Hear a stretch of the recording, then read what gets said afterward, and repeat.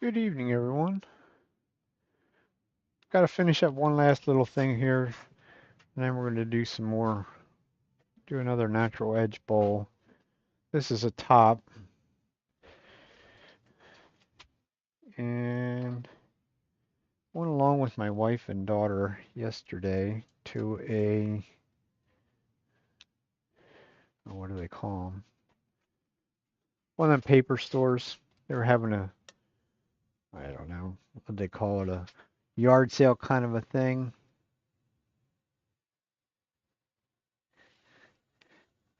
And there was a lady there that had these Tombow markers,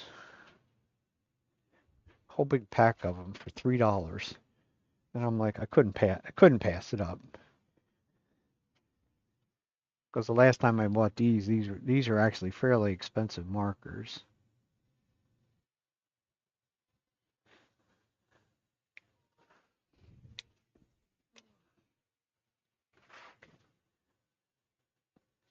And they work really nice for doing tops. But it's kind of a hard pill to swallow when it comes to buying expensive markers just to do tops. Although there's guys out there now that there was somebody on one of the social media pages showing he was making a bunch of tops, and he said he takes them to the craft shows. I did take some along today. I did a craft show this afternoon. And I managed to sell one. So I don't know that it's necessarily a big seller, but at any rate, I had made a couple more. So I just had to finish this one up. But this was, turn this off so I don't whack my fingers. This is the bag of Tombow markers that I bought for $3. Even in the bag. So I'm like, you couldn't buy the bag for $3. So it was one of them deals of can't pass it up, which I didn't. And it's good practice because then I get to use some of my texturing tools that I need to work more on to get better with them. My spindle gouge. All we really have to do with this one now is just to finish it up, cut it off, and on to more interesting things, so to speak. They're a very good they're a very good practice kind of a project because they're pretty much all spindle work.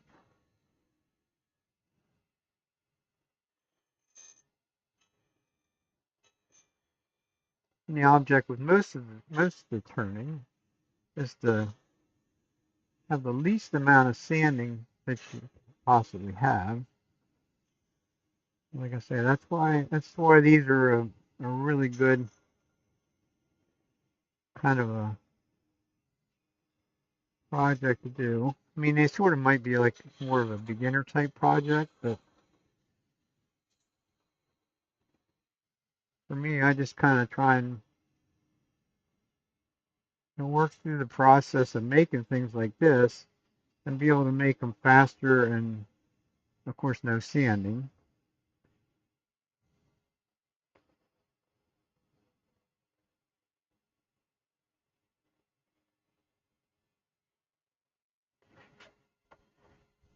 And try and get a nice flowing curves and all that good stuff. And that's a no-no right there. I already cut down on the end, so it wants to chatter a little bit there. And it does leave chatter marks too. At least it feels like it does. Yep, it did. So that was not a good move. Too little material back here, not enough out there. I could possibly try and be a little lighter touch. It probably won't work. Probably not. Better, but not great. So, well, like I said, this is a project that I shouldn't be sanding. But when you make a mistake like that, then I will have to sand just a little bit right there.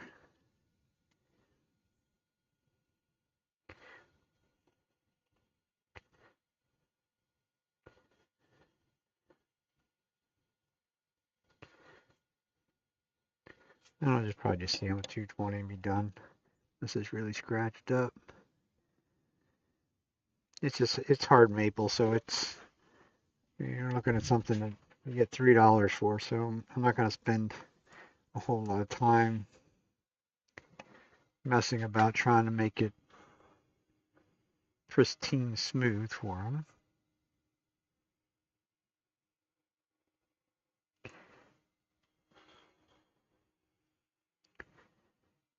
There wasn't really very many young kids there at this craft show today. That's really what the market I would think I'd be after for something like this. They're gonna be like bugging their mom. Mom, look at this, isn't that so neat? I need one of them. They're only $3. At least that's a thought, anyhow. You get some out of the road. I was just about ready to hit the wing on that. So that would not have been a pleasant surprise.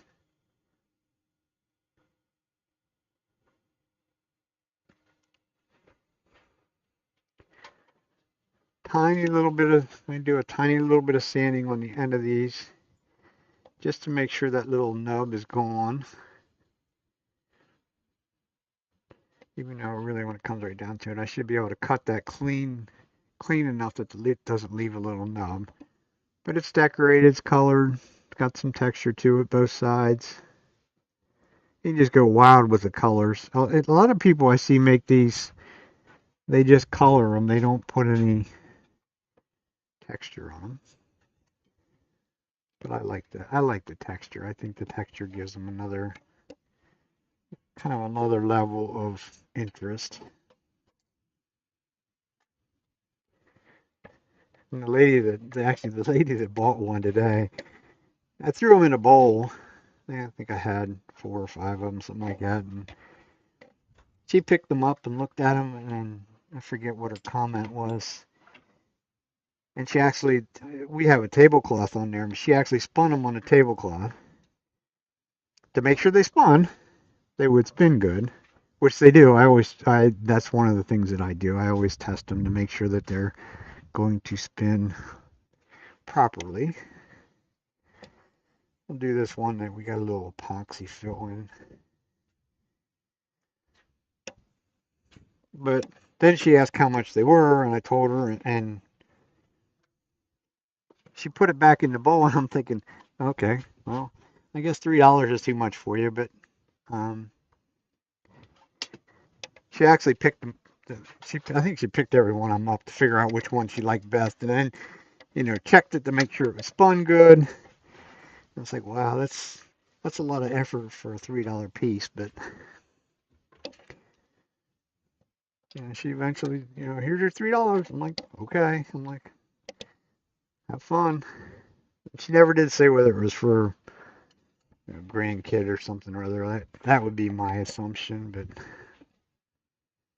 so this is a second turn on the. Guess we need to go out a bit. We're a little too close for that. Still a little too close.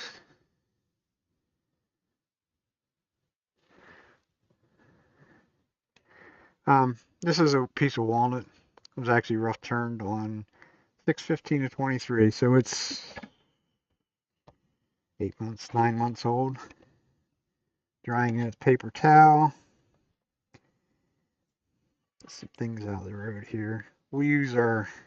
This is the rubber chucky one.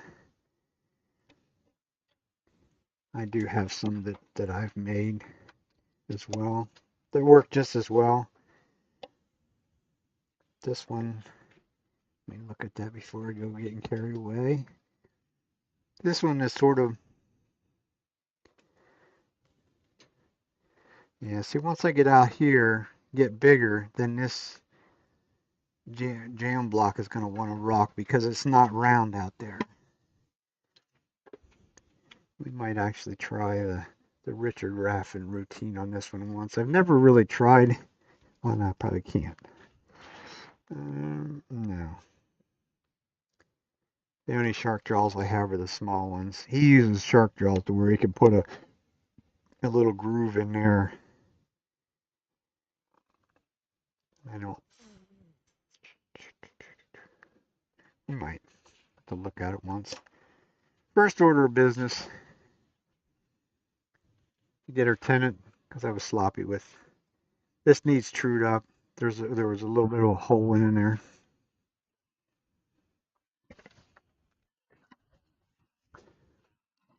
Call him out. No, I'm not supposed to call people out there. I can't do that to the poor guy. He's allowed to watch. I should have sharpened my little bowl gouge while I was there.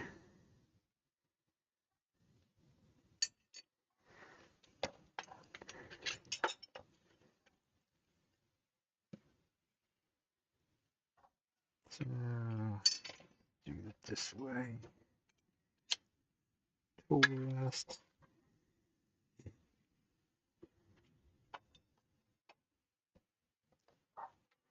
So it was very much a different kind of a craft show for us today. It was kind of odd. It was kind of stiff. I don't know what you call it. It was different. Usually we're pretty much even on who's selling what and things of that nature, but today I was like way behind. My wife sold quite a number of things right off the bat this morning, and my dad makes seam rippers for us to sell, and he sold a couple of them, and it's like I'm like, geez, am I gonna sell anything today? And then they finally decided they should have some turned items, and once they decided they should have some turned items, then they bought quite a few items at one time, which is what I like to see. I like to see the people that are willing to spend their money, but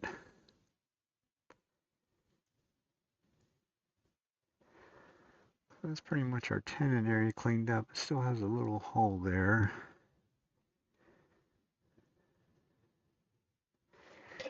And that should be the smaller jaws. And make sure I don't go too small with it. Now I still got some room.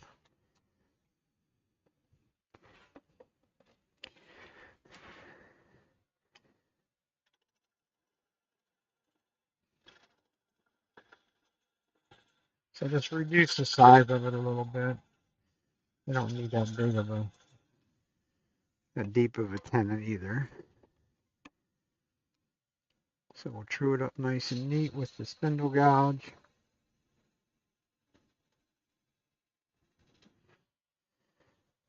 So we have a good place to grip.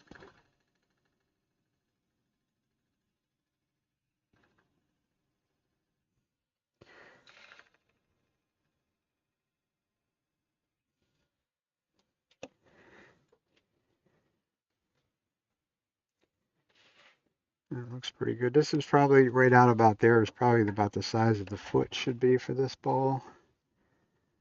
So that's where we'll go from there.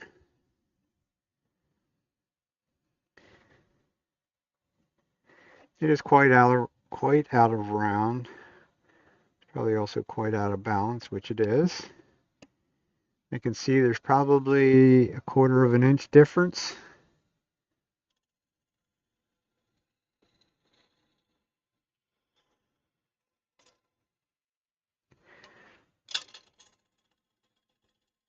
Also a little epoxy out through there, so that'll knock the edge off the tool in a hurry.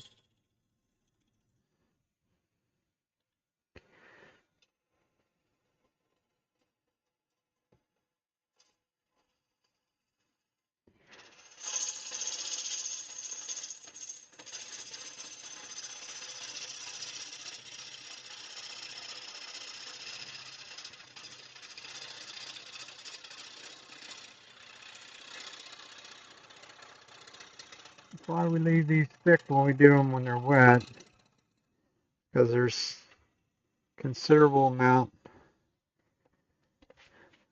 of shrinkage. So we haven't even touched there yet. This one actually shrank in a little bit different of a fashion because it's usually it's even on the two sides there, but this one is not. Also knocked the edge right off of that tool. That's an older Sorby tool, so it doesn't have a good edge retention to start with. So, and for whatever reason, we also picked up a huge vibration there. Although we're able to speed through it now.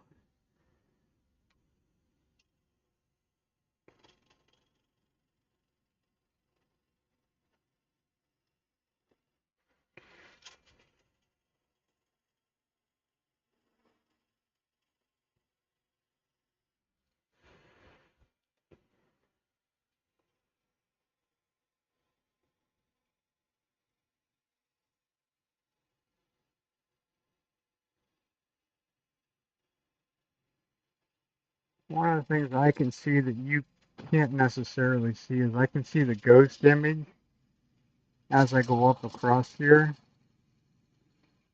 I'm getting too much overhang on the tool. See whether we're still not quite round right there. We're there. We're good. We're kind of good. Only bad in one place.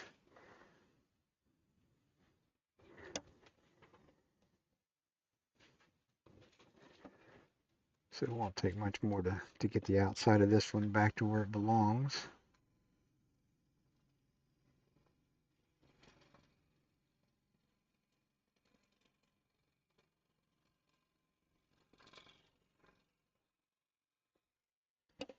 Go right off the end. We're going to end up turning the dust collector on. This is walnut. I'll be choking and gagging on that. So I need to take a little bit more off because the bark shrinks more than the wood in some of these places. A lot of these places. So I need to take a little bit more out. Make sure our shape looks okay. That looks okay.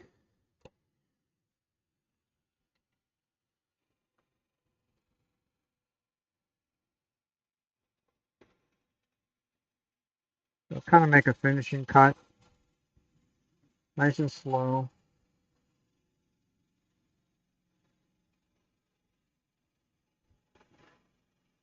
And just basically following the shape.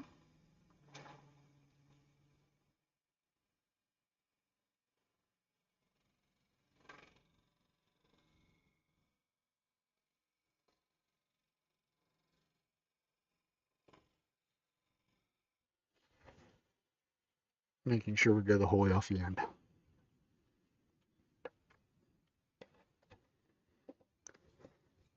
You know, a little heavy-handed up there. I got some little compression lines, but that's not a really major deal.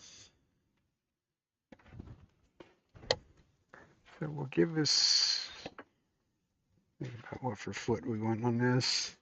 Still a little bit of a hole right there, so we might just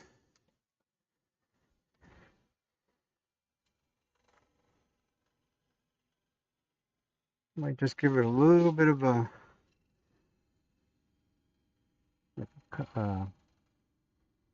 almost like a little dovetailed foot or something there. Just something so that it lifts off the table a little bit.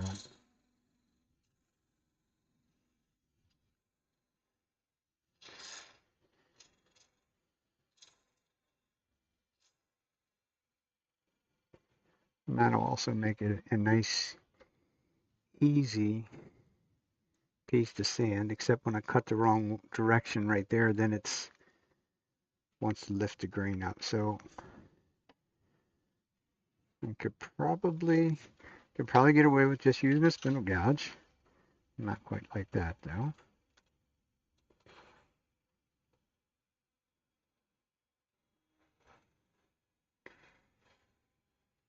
And just come up across like that. That should have cut them fibers off going the right direction and left me a surface that would be pretty easily sanded. You can also use my scraper, which I just sharpened that one. I'm actually working on another one to do sort of the inside of the bowls. Not sure I have it quite totally to the shape that I want yet, but we'll see. Maybe when we get to the inside of this one, I'll try it out a little bit, because it is a traditional scraper. It's not a negative rake. Another maybe above, a little bit above center, or on, I want to be cutting on center, but the tool rest is going to need to be a little bit higher so that it has a little downward angle. Otherwise, it will grab.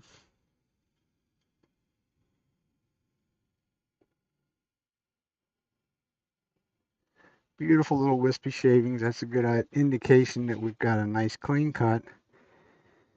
Saved a whole bunch of sanding time. We can probably go up and probably can actually do a lot more of it. Same way.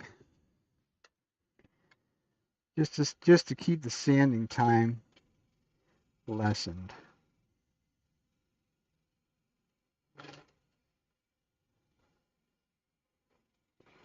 A very gentle touch. Can even go up on its side, which will give you a really super clean cut. This has a big hairy burr on it because I have 180 grit. Ooh, 180 or an 80 grit CBN wheel on because of shaping the other tool. That little bump there definitely didn't do me any favors. It dug in a bit. So a little bit of this maneuver right here will take care of it.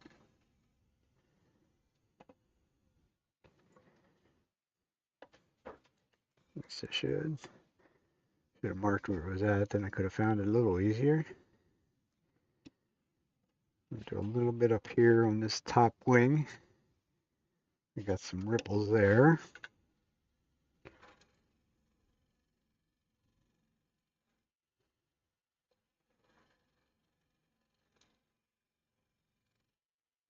That should be it.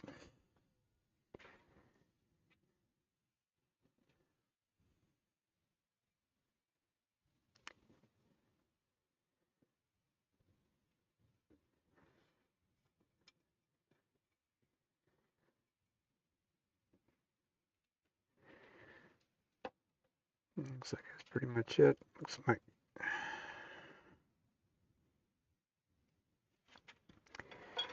Looks like the tenant's all right. I'm gonna check because that's definitely, yeah, it's a little concave. That's what I want. I just have a little small flat area in there.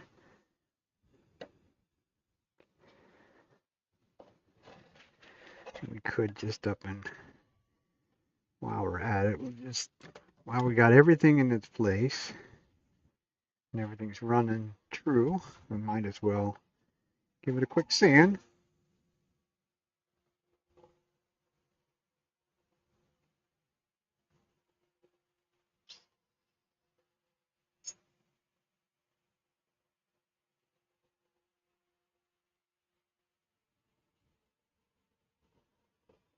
So I'll go around the rim first without it spinning.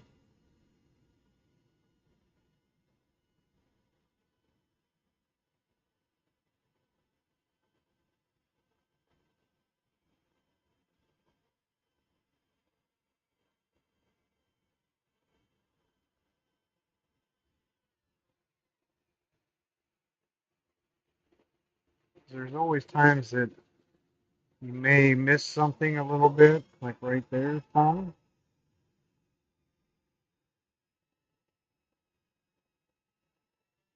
where the wood meets the bark. I'm trying to hold the sanding disc pretty flat. I'm actually using probably a lot more of the sanding disc than I would normally.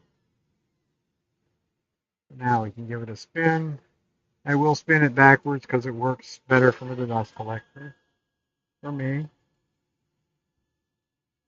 Get down in that groove as close as I can. As long as I'm nice and light on the touch, I can go the whole way up to the top.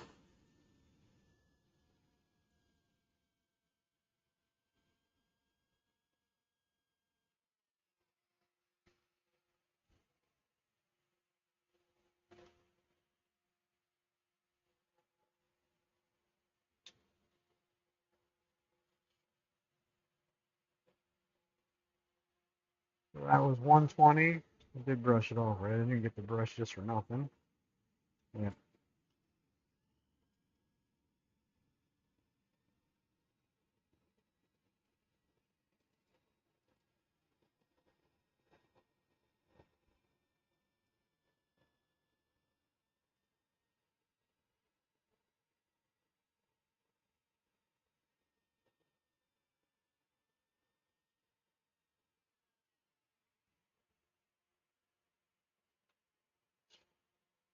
That's 150.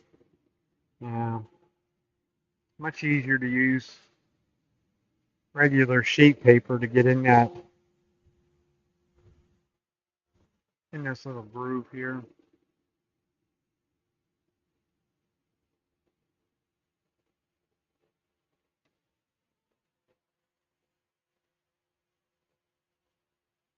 And we'll do it now. I'll go the whole way through the grits for that. Because the sanding disc will not get down into that tiny little groove.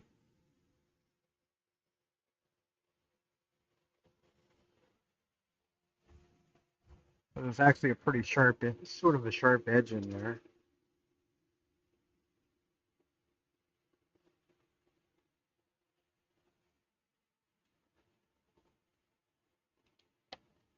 So once again, that was 150 and 220.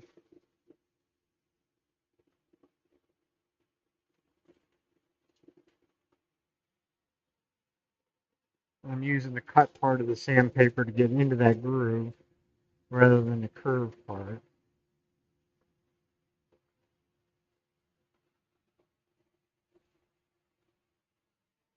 Like I said, we'll just go through. May not go the whole way to 800 here yet. There's the chances of me hitting it with the disc is quite good.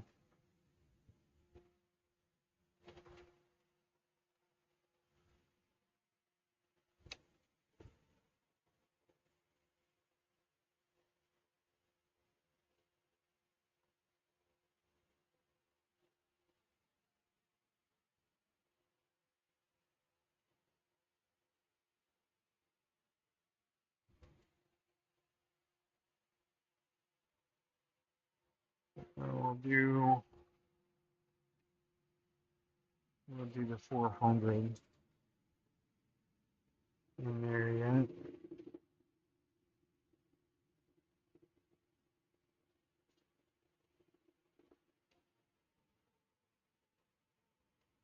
This is one of the bowls that sold today.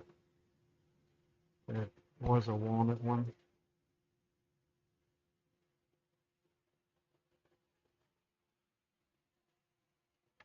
Okay, enough of that. Back to our power sanding.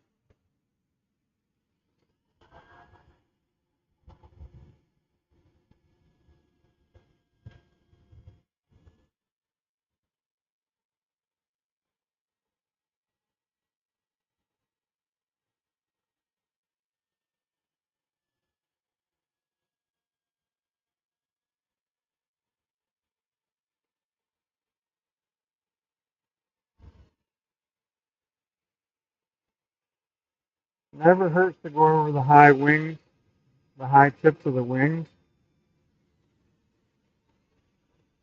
That's where the bounce is at whenever it's spinning.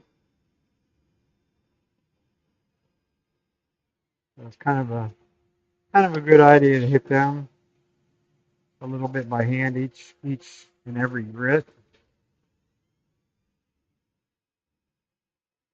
It only takes a couple seconds to do it.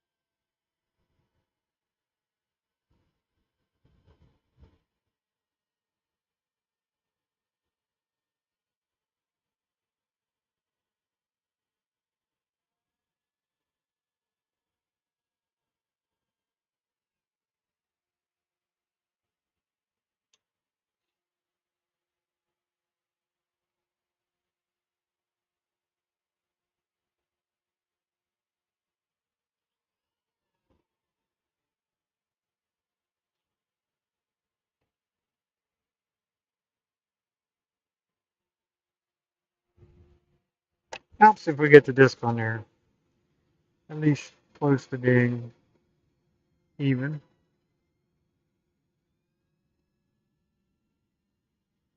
So we're at 600. One more grit and we're done.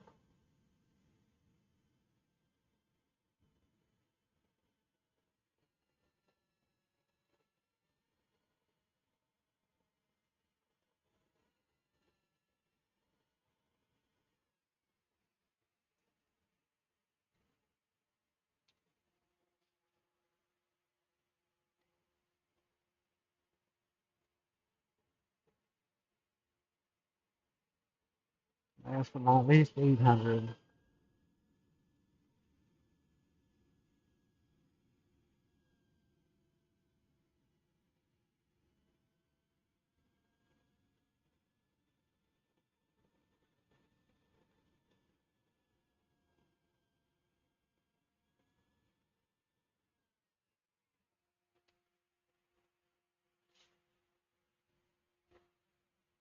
And I should hit my little foot. A little bit of really nice fine stuff too. So we'll hit that. I stopped at 400 and hit it with some 600. Just a little bit up on the edge.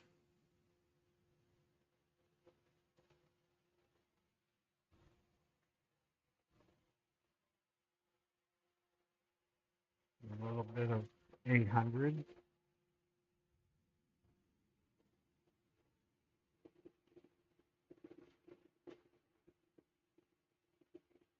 That way everything is sanded to the same level.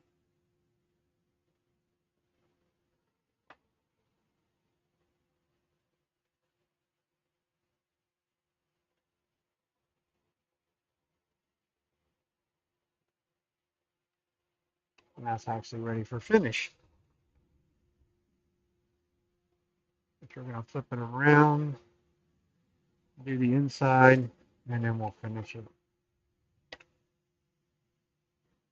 I'll move a few things out of the road.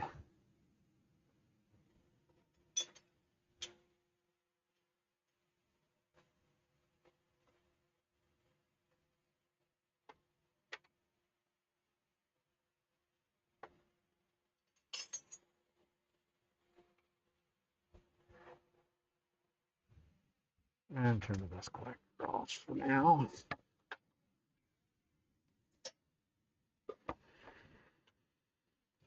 Black walnut that's more white than brown, but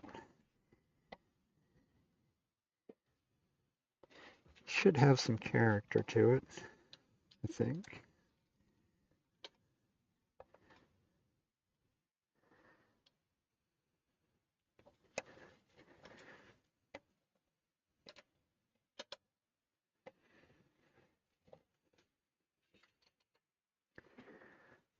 Move that light up out of the road a little bit. We probably can go strictly to the end of view.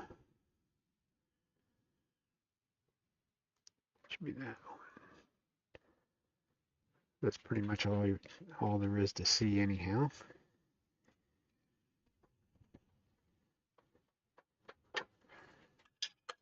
They're live centered out and put the tailstock the whole way back. One advantage of having the longer bed on the lathe.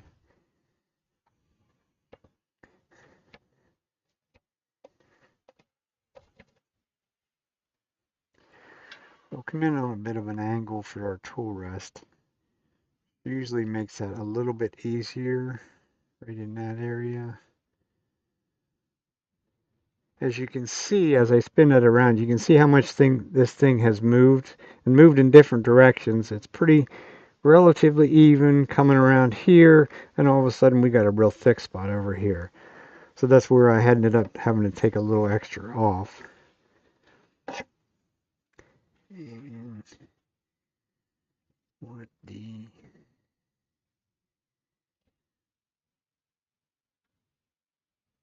and we're gonna have to go sharpen that. Oh no, I do have the other one out. This is where I sort of like the 40-degree gouge. It allows me to be more back in this area rather than having to handle further over. Forward. We'll start out slow. We'll bring our speed up. We're going to pick up some vibration in this one. Wonders of the variable speed lathes is you can sort of sneak up through some of those vibrations without getting really crazy about it. I'll go in here where it's sort of solid.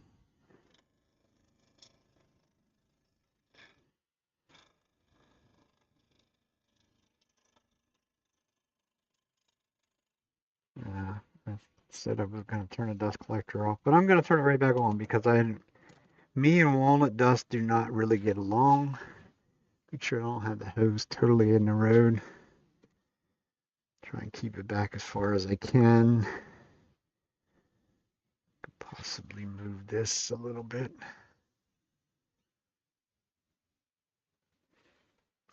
You're still going to see the hose, but the walnut, like I say, walnut dust is just doesn't really agree with me. So just that little cut, you can see I cut in one, really only in one little area so far. I haven't touched anything else. Gives you an idea where it shows you where it moved as it shrank, as it dried.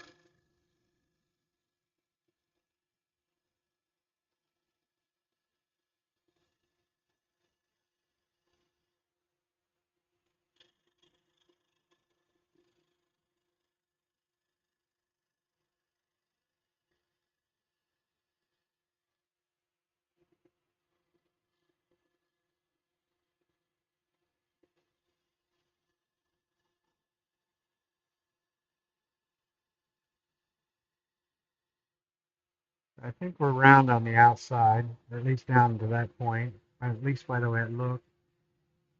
These I generally will leave a little bit thicker. It's probably about a half an inch thick right now. I take a little bit more off. I usually like to leave them about 3/8 of an inch. Gives it a little bit better chance that that bark is going to stay where it's at right now for its life of its bowl.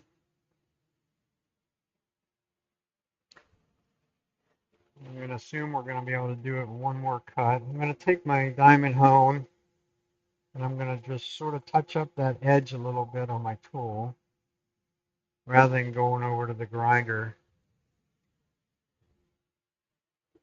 It's cutting nice and clean. Feels like feels like we're getting a little fatter as we go down, but we can adjust that. It's more the thing of getting this top little rim up here right.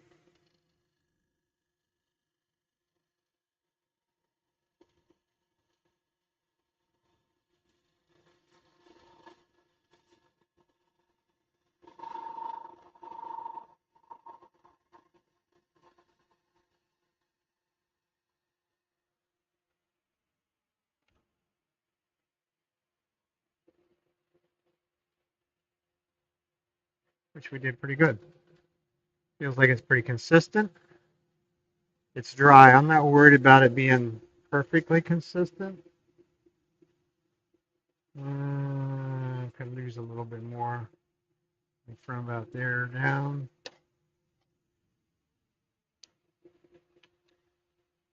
I like when people pick them up at a craft show and they're like, "This thing is so light. How did you make it so light?" Well, it's like, it's not 3/4 of an inch thick like some people make them.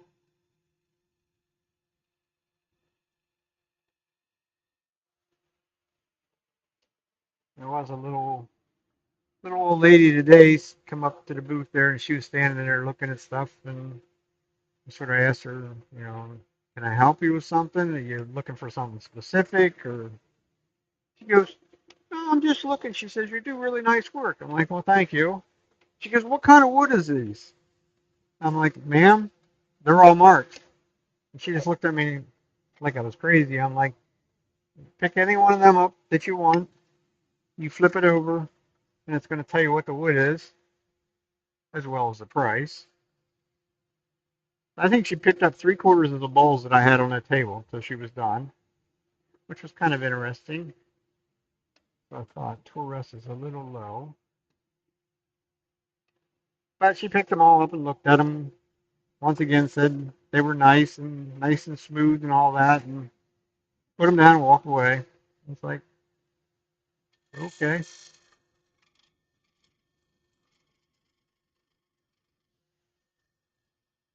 Yeah, I might actually have to go to a heavier gouge. I'm getting some chatter out of that one because it's too much in order for me to stay on the bevel. I have about a good solid 2 inches or so. But when I switch back to the other grind to where the tool has to be back here further, now I'm out at about 3 inches. So it's actually trying to flex is what it's trying to do.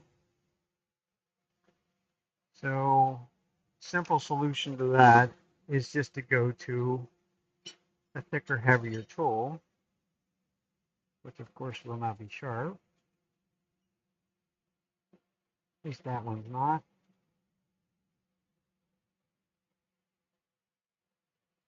Well, looks like that one is. And so is that one. So the first tool was a 1/2 inch bar. This is a 5/8 inch bar.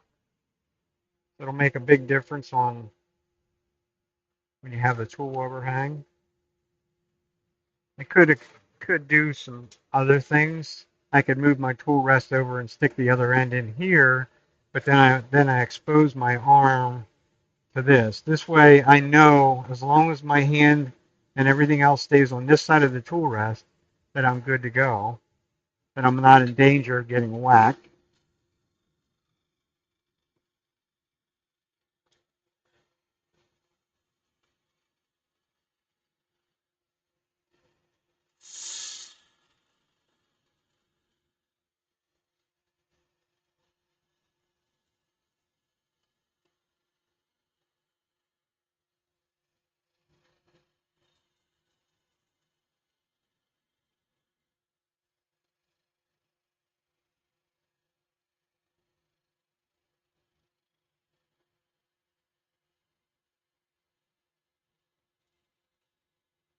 This one also needs more of the heel removed. I can see that it's leaving little compression lines, which it is.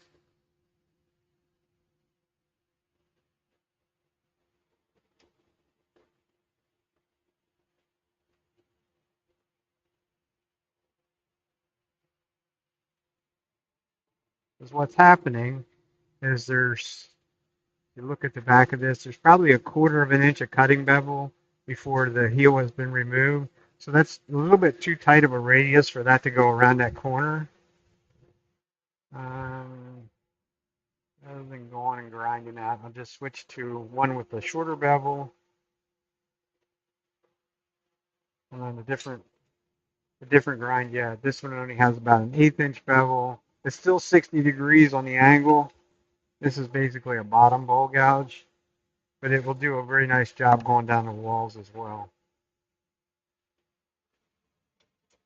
Once again, it's a 5/8 inch bar. I have to move the tool rest up a little bit more because of where it's going to cut at in reference to the bevel. Pretty consistent on wall thickness, just not very smooth going down that wall.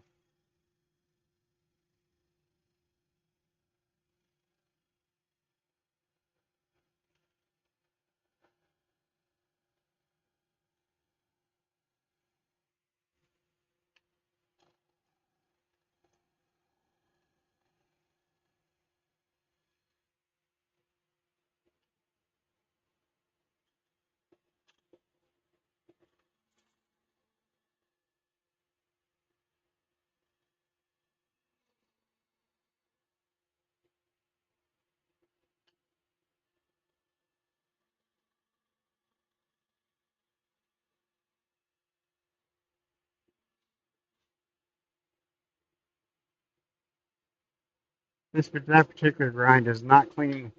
The chips do not come out of the flute very well, at least some of the time. It takes the tools off the bedways. We're getting a little vibration out of that for some reason. For one, it's out on the end of the tool rest. Also taking a little bit more of a cut than it should be.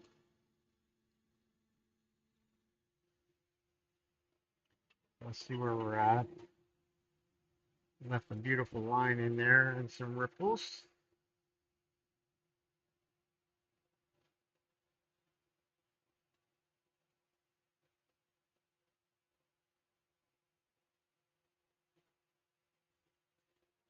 I just wanted to make sure that I'm not, because I'm getting down.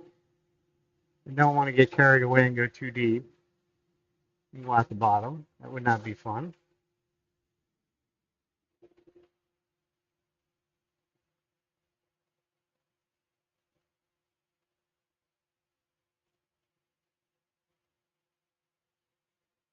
Once again, we can use a multitude of things. I think I'm going to go back to my scraper. This one here is a negative rake scraper.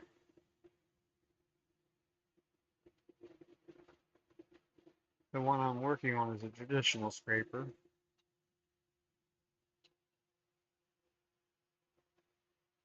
I'll probably still come back with a cutting tool. This is just going to help me sort of cheat my way through this a little bit down here.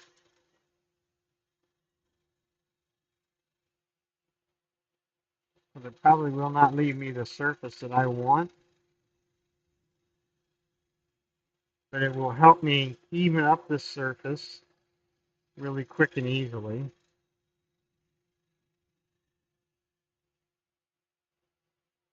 And if it leaves me a good sandable, thin sandable surface, then we can just quit at that. You know, the shavings look good. It doesn't always do what I want it to do on the very bottom. And sort of has picked up some grain down there. So that's a lot of, to me, that's a lot of sanding down there. But I am going to come up here. I'm going to clean everything up. And then I'll go back and I'll make one little cut.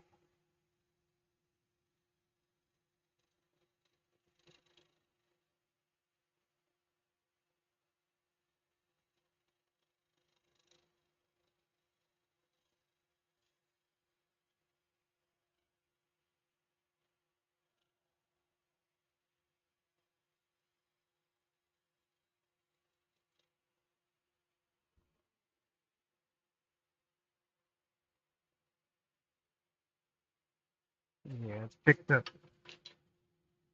Not torn grain. It just sort of picked up a little bit. I probably can actually sand through that one. Because it's a nice, although it does sort of flatten out a bit on the bottom. But it also feels as though, take a point,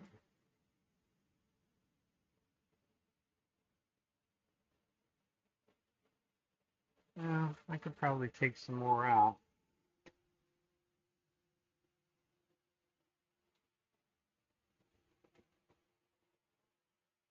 So,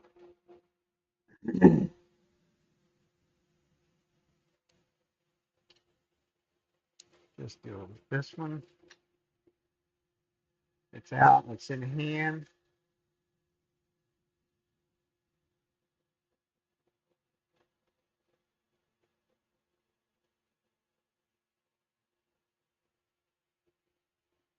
Nice, slow, deliberate pass. You could see just a tiny little line where I started, but that's just the bevel contact in that. Still could use just a little bit in the very center.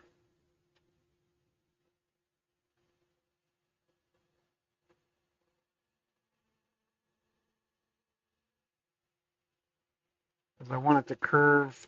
I want the curve to go the whole way through the center. I don't want it to come down to the bottom and stop and go flat across. I want it to be a curve. which I think we're successful there. We'll have a little bit of a hump up here.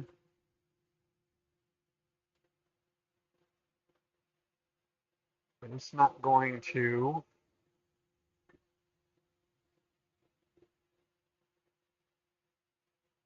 I think it's going to allow me to use my,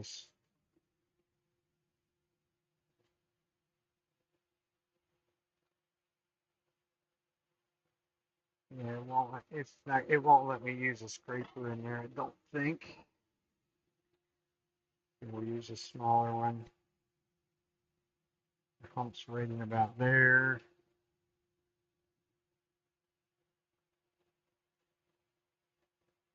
If I can be super, super gentle, I won't get any vibration out of it.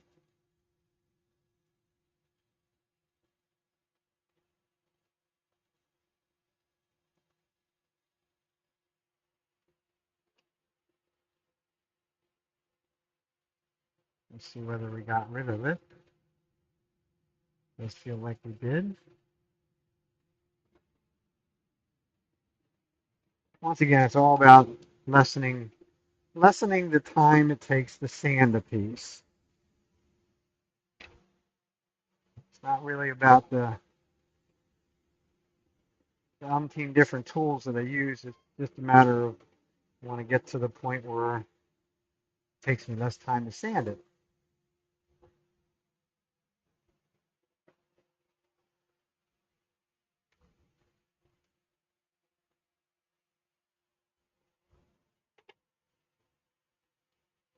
But if you like to sand, why, by all means, don't take the extra time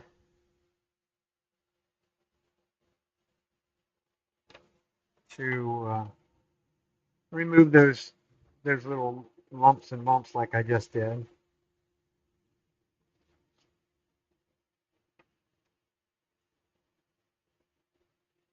I wanted to see. I don't think I will. That's just a little bit harder pad. I just use a soft pad like I normally do. Once again, just like with the outside, I'm going to go around this inside, right up along the bark edge.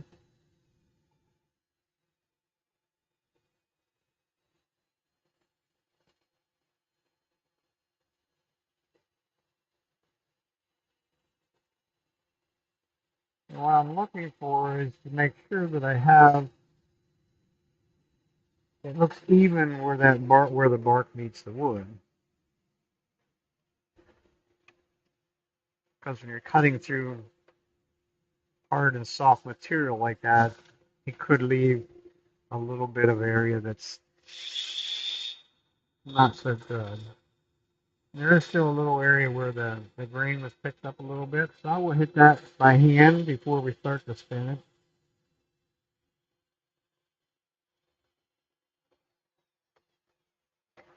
And of course, just like the outside is not too bad. The inside here, we got to be careful because we could get our fingers in contact with the meat grinder out here. Generally, you only ever do that once or twice.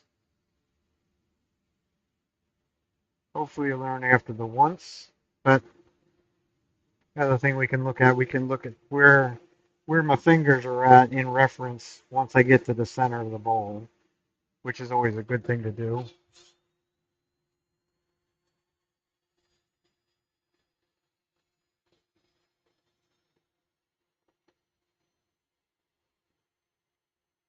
Not a lot of pressure. Now let the sandpaper do its work. And go through the center and come back up the other side.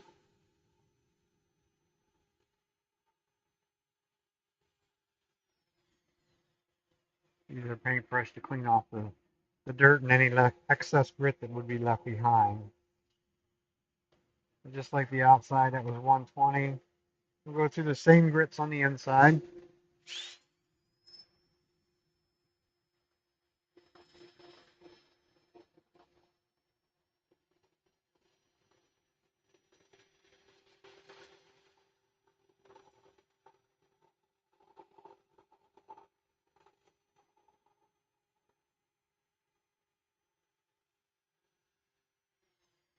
If I push too hard when I get out there on the uneven part, the drill will start to bounce, and we don't want that.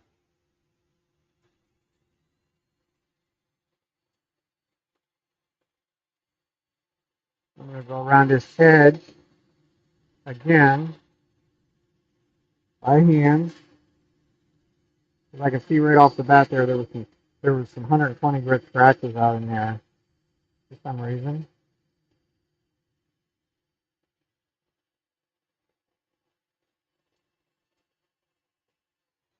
There's no point in moving on to the next grit when you still have 2 grits ago scratches involved.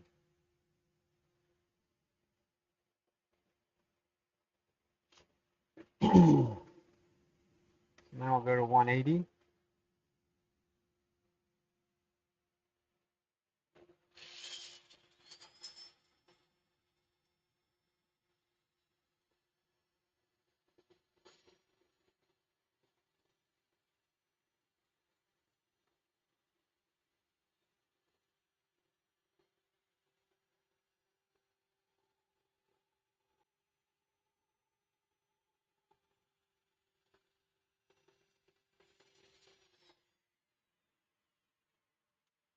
We're going to stop and make sure.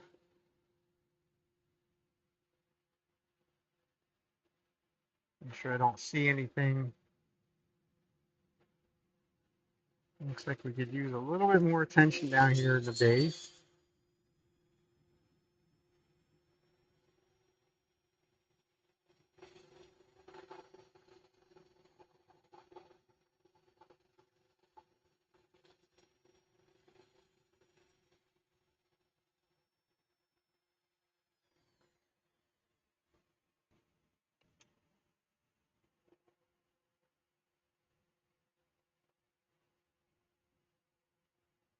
Now they all look like 180 scratches.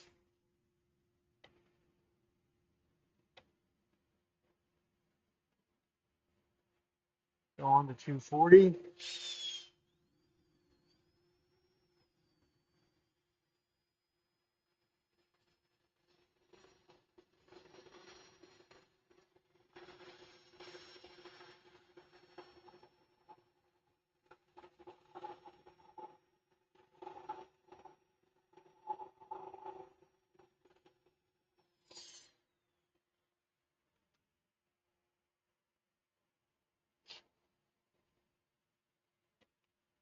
$320.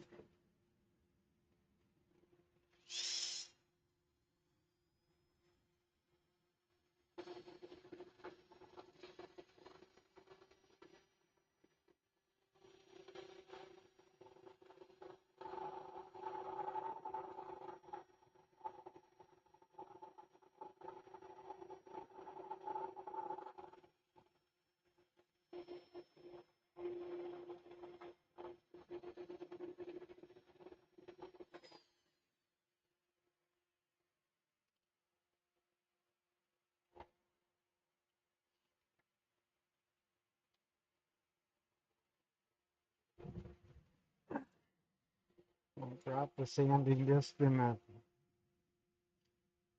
chips on the floor. Has a tendency to stick to the Velcro. We should have stopped and looked earlier, but pretty confident in what I'm doing, so I don't really see any scratches. So we're on to 400.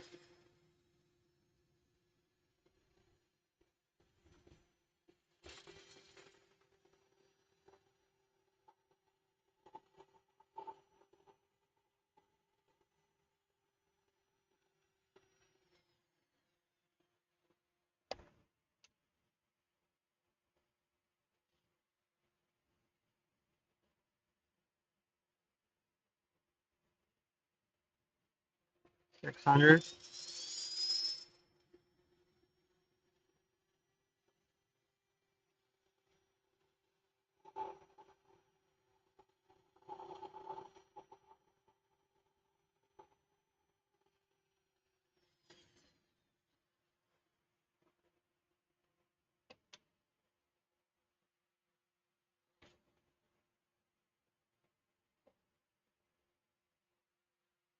Is my audio breaking up tonight with the dust collector running? According to the meter, it doesn't look like it is, so I hope not. We're working on that.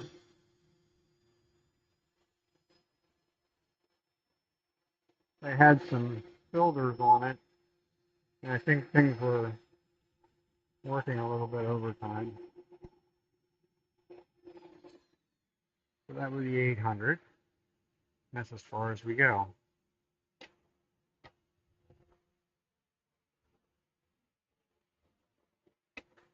We'll wipe out our dust best we can with our paintbrush. There's a tiny little bit of disturbed grain right there, but I'm not. The only person that would pick that out would be another wood turner. And we can get rid of our dust collector. Now we're basically ready to finish it, but finish on it, put it that way. Tools back in the drawer. Don't fill the drawer up with chips. Because we're going to go back to what we originally, well, not that key. Our original setup. And I'll switch the camera back in a second. Doesn't really matter. Let's get back to the rubber chucky.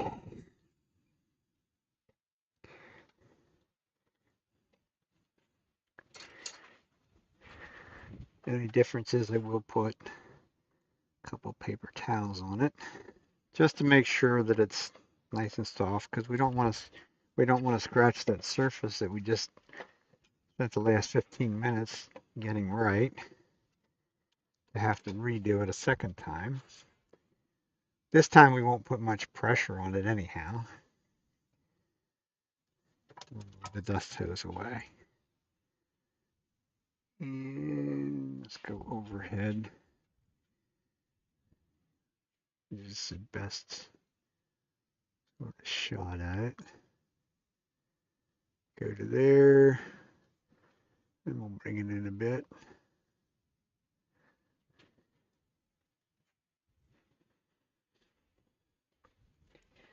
Put trusty glove on. Couple paper towels. We're going to finish this with the Parfix 3408, which is my go-to finish.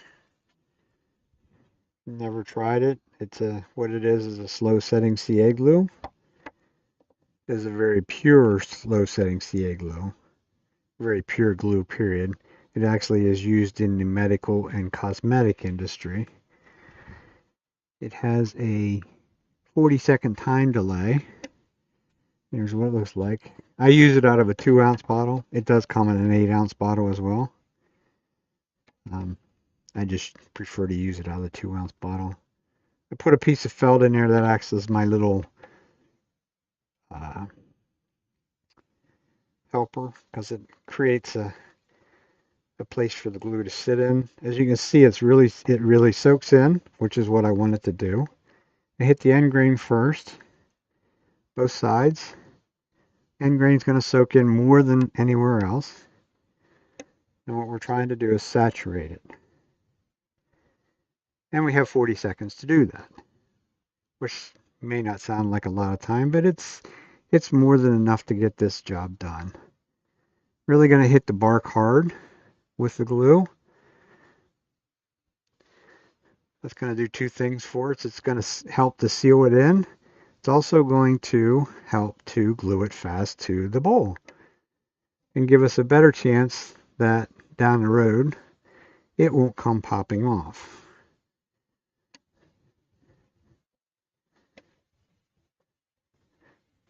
You only have about maybe a 50 or 60% chance of keeping the bark on a piece.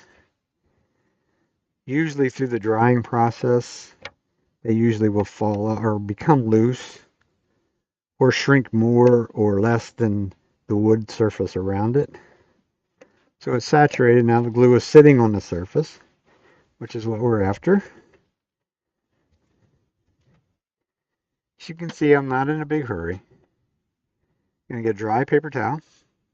We know we started on the end grain, so that's where we're gonna start again. We're gonna wipe off the excess because I don't want any of the excess laying on the surface. Because this particular glue will not self-level, basically. We're only looking for what soaked into the wood. As you can see how much I've taken back off. And I want to dry this. Basically, I want to dry the surface. Make sure there's none of it sitting on the surface because it does not, if it doesn't soak in, it doesn't know what to do. So it beads up like little rain droplets, which will cause you a little bit of work after the fact. We're also pulling more and more of the dirt out of the grain too to go with it. You can see the dirt. But whatever dirt's left stays there.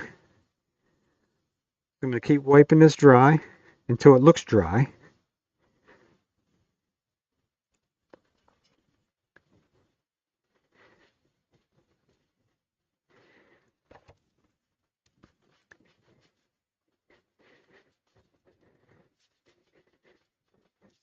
And I think we're there.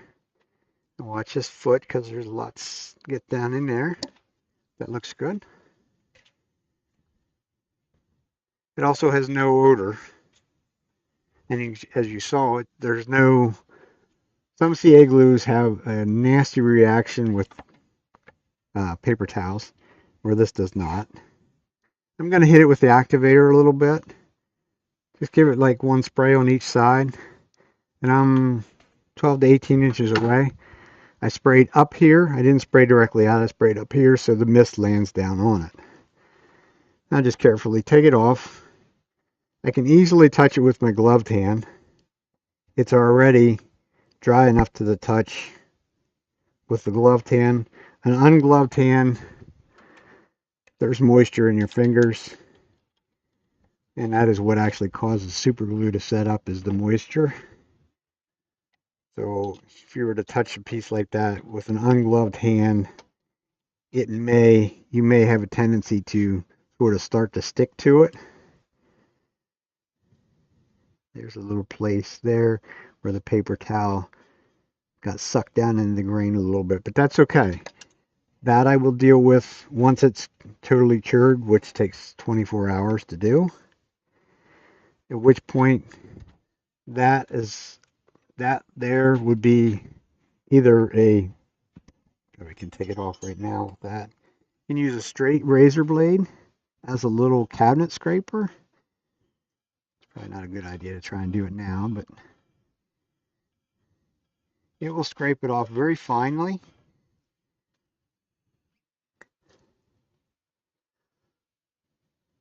It's the only place I saw that did that.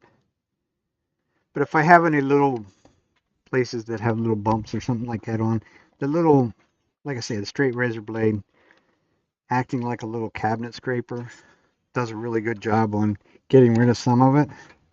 Any of the lumps or anything like that that you may have managed to put in. And then you can also sand it with a little bit of like 600, 800 grit sandpaper. Does just as well.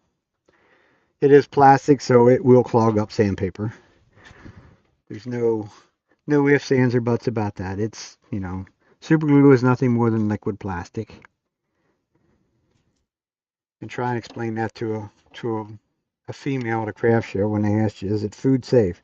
Well, I don't know, we eat off a plastic spoon? Well, of course. Well, then, yeah, it's food safe. It's plastic. And then you tell them it's super glue, and they're like, what? I'm like, yeah. I said, but it's not the super glue that you're buying at Walmart or anything like that. This is a very pure super glue. Doesn't have all the crap that some of that other cheap stuff has in it that stinks to high heaven. So let's just kind of rinse and repeat inside. It's bark, actually. That's the pain of some of the bark, especially like this. The walnut bark is sort of an open grain, sort of, so to speak. So it has a tendency to want to try and disintegrate the paper towel. Even though it was sanded as fine as what I sanded it. There's still some little, because it's doing the same thing in there. It's sort of pulling little bits of paper towel off. And try and get them out of there. Inside will take less less material than the outside because the pores have already been closed up on the inside or on the outside. So it no longer can try and suck it the whole way through the piece. Because those little, wood is nothing more than a whole bunch of straws. So if it can run through or be pulled through by a natural sort of vacuum action, it will do so. It's also why you can't do this with the like this piece here. I have to let this thing cure before I can take the tenon off of it because I use a vacuum chuck. So if I was to try and do that in, let's say, an hour from now even, good possibility that I could find that there's still some of this glue that has not set up, that's below the surface, down in the pores of the wood. And if I pull a vacuum on it, and the vacuum is trying to pull the air the whole way through the piece, it will pull the super glue right back through it and most likely instantly stick it fast to the vacuum chuck, which is not something I want to do.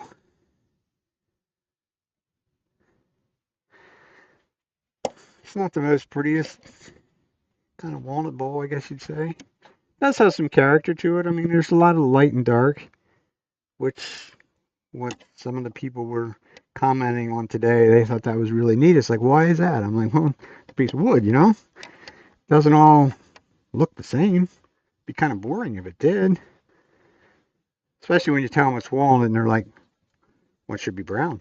Yeah, it should be, but not all of it is. I actually have a whole bunch of it that is not. I have some that's actually snow white. Just like the outside, drying it quite well.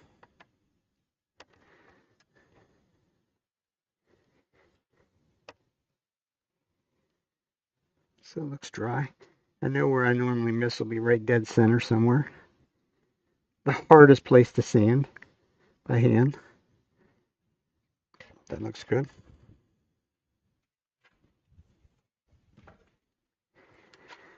Once again, I'm going to spray it with the activator.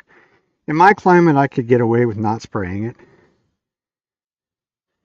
but it's just as easy to give it the little 1 or 2 squirts, and that way you're sure. I won't get back to this till next week, probably, anyhow. Yeah, show it that one. What it looks like on the inside. A little better view, maybe. Maybe if it was down a little bit further. It does have a little bit of character to it.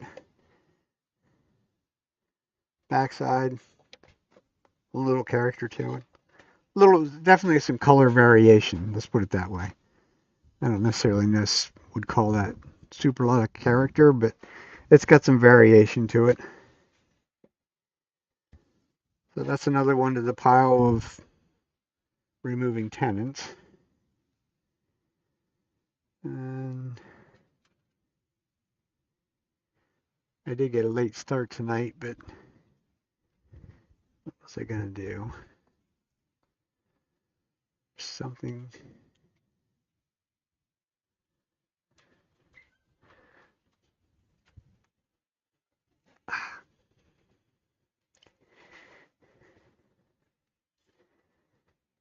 I don't want to make this a sanding video.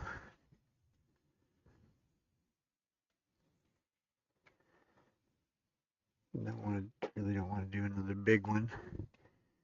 Like I say, with the craft shows today, that's give me a little later start than what I normally get. I'll just do this other. This is another little piece of the walnut that I have. These were all turned when they were wet. They're now fairly dry. This one it feels dry. We'll find out. but it had only been turned the 1st of September, so it's only a couple months old. It's really probably not as dry as it could be. Let's not take that off just yet. It has a very small tenon on it. I'm going to change that, I think. We're going to do something a little different with this one. This one is small enough that now I can, if I grip it, if I put it up here, I'll put a little tenon down here so that I can grab it with these jaws. I'll flip it around and put a recess in here somewhere so I can expand out into that recess and have total access to the bottom of it. At least that's the plan. That's a lot of what Richard Raffin does, and that's after watching what he was doing with some of that stuff. I'm like, well, that really makes sense. Can make life a whole lot easier. This does have a center point down there, so I'll just use it to make life easier. This thing is considerably out of whack. And we can switch over to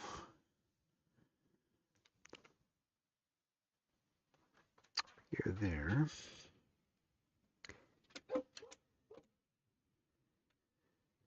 We can do the double view.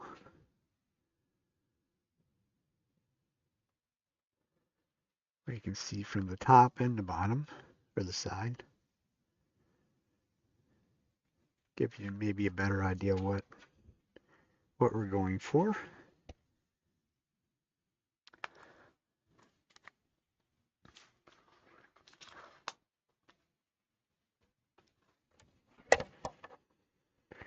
And tool rest would be a good place to start. Should be able to get away with a short one. Yeah, easily. So we need bowl gouge would be a good place to start.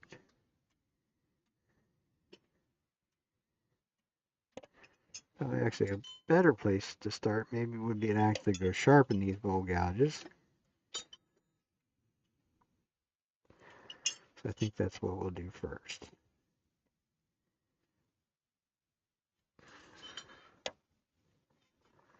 What was I thinking? This one. That one's there. So let's go over here. Switch over to there. I'll take you along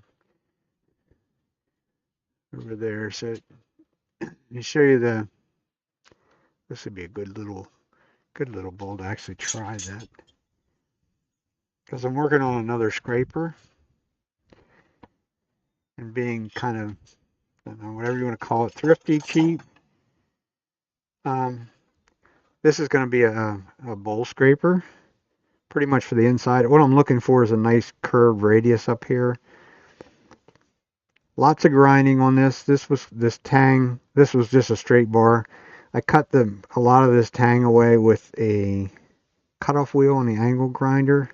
Did that outside because that stinks, and too many sparks flying for my liking to be inside my shop.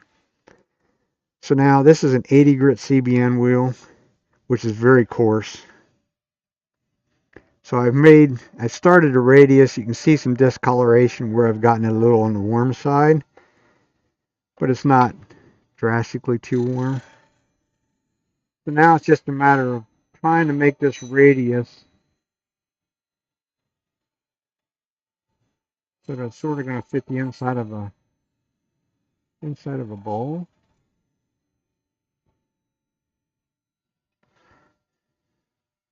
So that left a sort of a really big hairy burr on top. Not necessarily the kind of burr that I want, but it may or may not work for me. So we'll do our bowl gouges. We got a couple of them to do.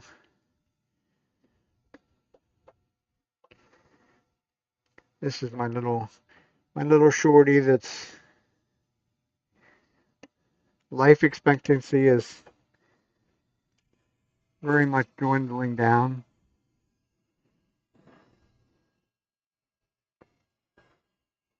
But I like the little, I like, it really actually comes in handy for doing certain things. I have a really short bowl gouge,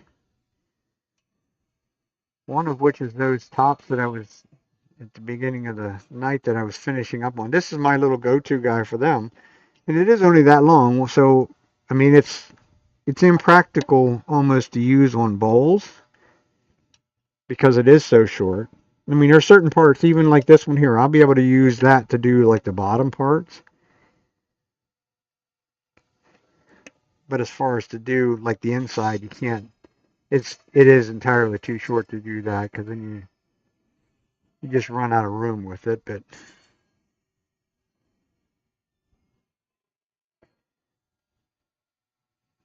just looking for consistency the whole way around. No little dips up at the nose is really the important part.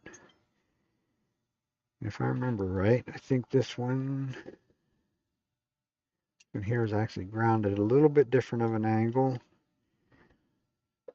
Go across it once and see.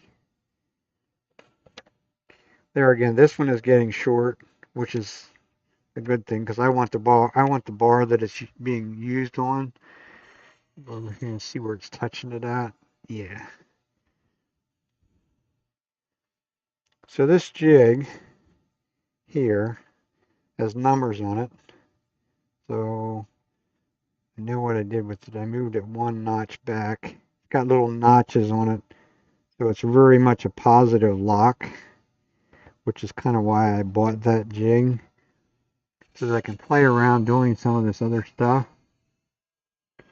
And what that one notch did for me, it changed the angle, the nose angle, to something different, something less than what the other one that I just ground, or the other two that I just ground.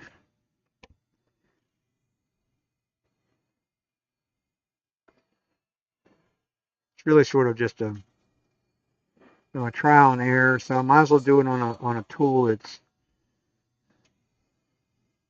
life expectancy is shorter. It's a much lesser tool to start with. It will not hold the edge as long as what the Thompson tools will. There's just no. It's an old Sorby is what it is. Get rid of some of the heel. The shorter the cutting bevel on a lot of this stuff, the better off it is. I don't need to do that on little shorty. The bigger one is fine and dandy. One last one is the 40-40 gouge, or as I would call it, a 40-degree gouge, because I can't say that the wings are swept back at 40 degrees because I don't measure them and I don't grind it on the platform. I grind it into Wolverine. This is the Wolverine jig. Matter of running it back and forth, sweep across the nose. What this tool wants is straight wings and about a 40-degree nose angle and a short bevel.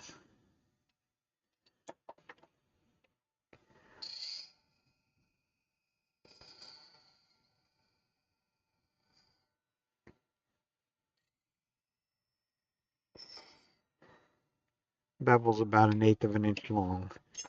Before I forget it, I'm going to change my jig back so that I don't come back over here and grind my normal one on that setting and wonder why it's not doing what I want it to do. Okay,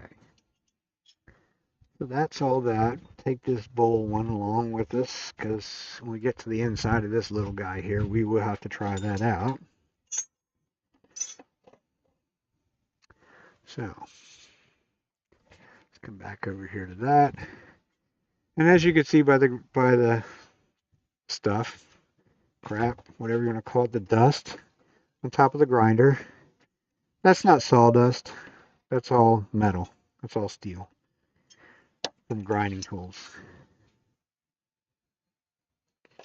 Is it a good thing to breathe? Probably not. If it was something I was doing all day long, then I would wear some sort of protection for my lungs. Because I know that the place that I used to get some saw blades and stuff sharpened, he always was adamant about wearing his dust mask, and a pretty good dust mask that he would wear. They said that the metal filing dust like that is definitely is not good for you.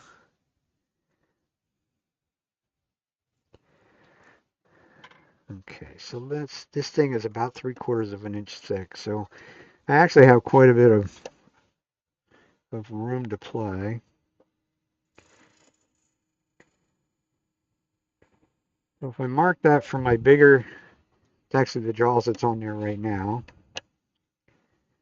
If I bring the tool reps up a little bit, I can get in here with a parting tool that's ground at the angle. This is ground on a sloped angle down. So if I go in there and match the slope, basically,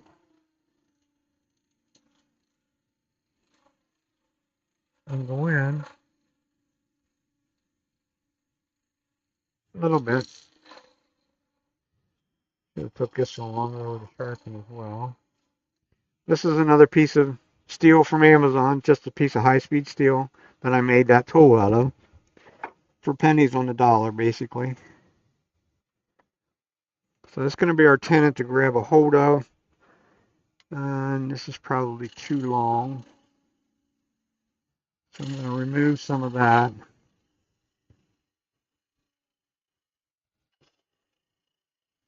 I don't actually have to, well, I might as well. There's no real point in keeping any of that.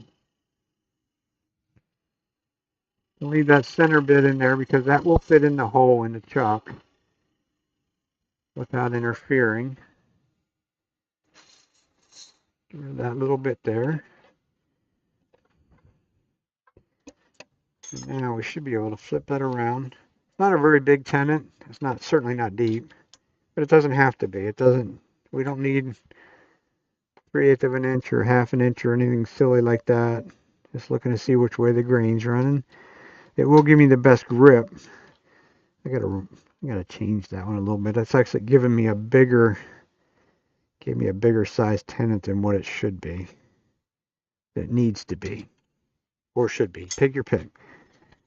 Really, what it needs to be, because that's not a circle right there that it's grabbing onto. That back there. You can go up there. Now we should be done. Basically, be done with the tailstock.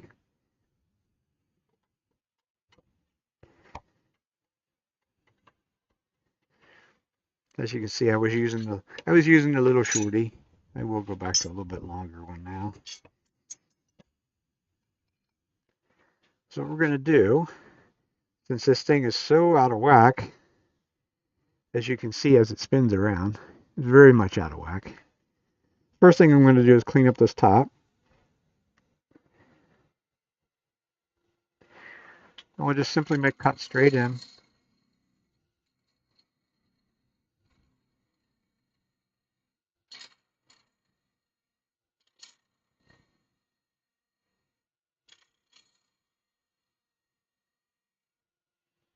And that should have, let's stop and look, felt like it cleaned it up the whole way around. Actually, I would say right there's a spot that it probably still didn't touch. Maybe.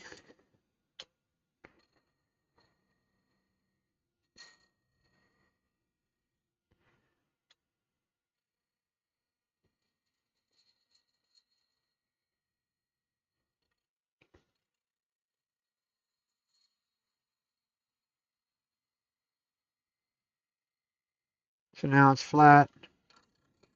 Get rid of a little bit of that edge because it's very sharp.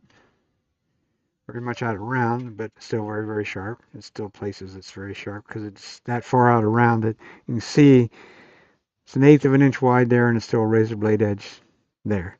That's how much out around that it is. So now I think what he was This is where it's bad to watch some other really good wood turners doing some certain things, because he loves his scrapers, for one. That's what I was looking for.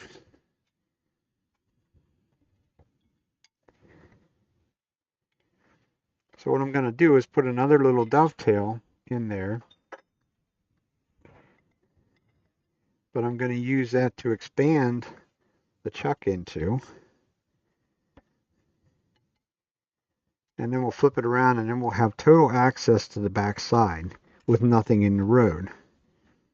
Now, in order to do that, it needs to be just above center. It needs to cut just above center.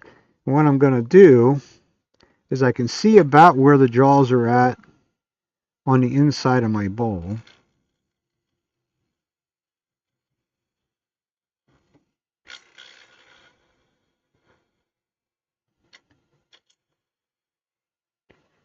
So that should, got to make sure it's flat on the bottom because the jaws have to have something to go up against. It looks like like we could be a little bit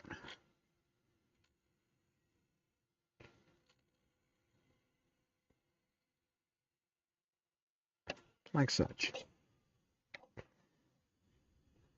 This is not really, it's not really the style of scraper that he likes to use for that. That one's sort of a, if you're going to have specialty tools, you might as well make them if you can. And that's actually a tool that I made to do little lanterns. So there it flips over there. It's almost, okay. I was going to say, almost getting to where it was going over top of the outside of the jaws. I don't think so. So now we have total access to the bottom, to the outside, with nothing, no tailstock, no nothing in the road. So that in itself is sort of a plus on a little piece, especially on a very small bowl like this, because now we can make all push cuts, the bevel supported cut, whatever you want to call them. We'll make this little thing very, very quick to finish. Not quite round out there, I don't think. Nope. Little bump.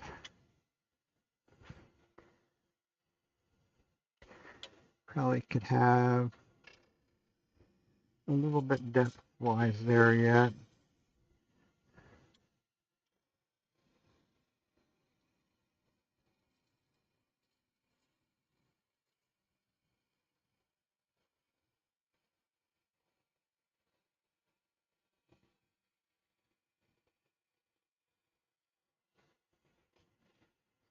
Tendency is to touch. Don't want to do that because now this is like major razor blade right there.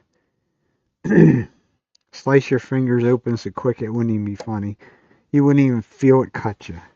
It would be that, it's that sharp. You would just see the blood running.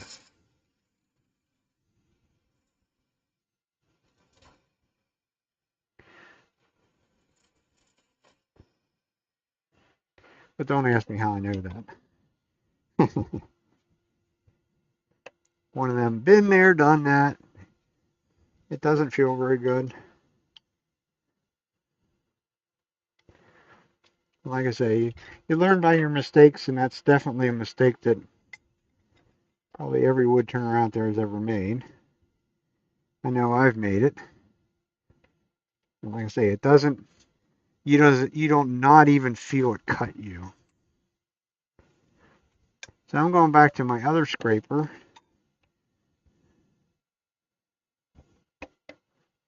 This is something that I'm working on. Trying to work more and more with it. There's some of these guys, the Richard Raffins of the world, he's been at this a whole hell of a lot longer than what I have. I'm gonna redo this tenant, make it smaller.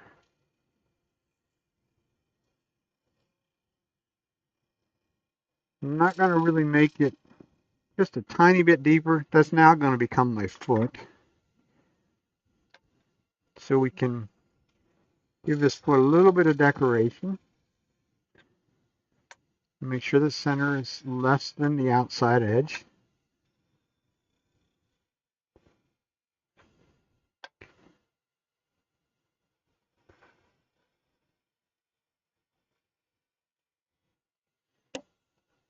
If all's well, we have a little concave. I got a hump in the middle. A little bit of a concave. And left a tiny little bump in the middle.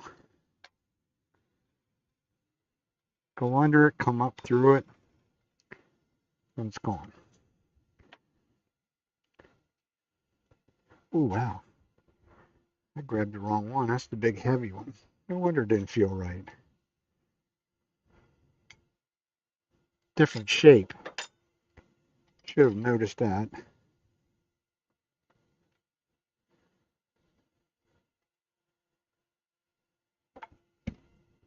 And it also has the corner. This upper corner right here. On this one is actually sharp. It's a sharp corner. Where the other one is a little bit rounded over, so that when you're in the bottom of a bowl, that it's not going to drag that corner across.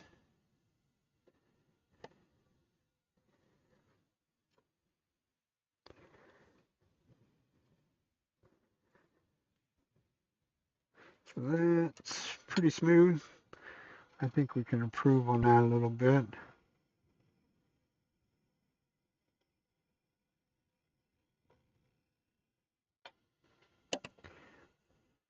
Just gives it a nice little foot to sit on right there. At least that's the way I look at it.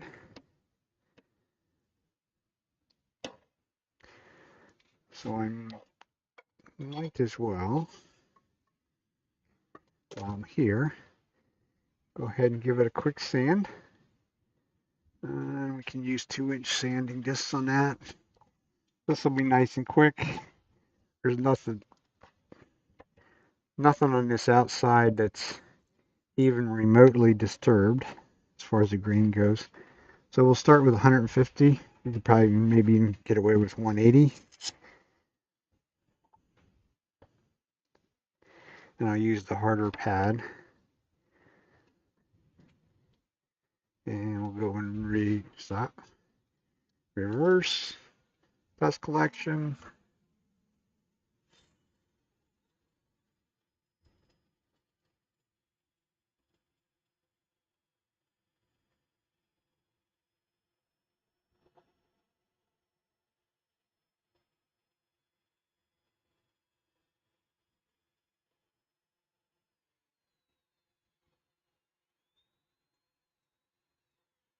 I won't be able to get in there, but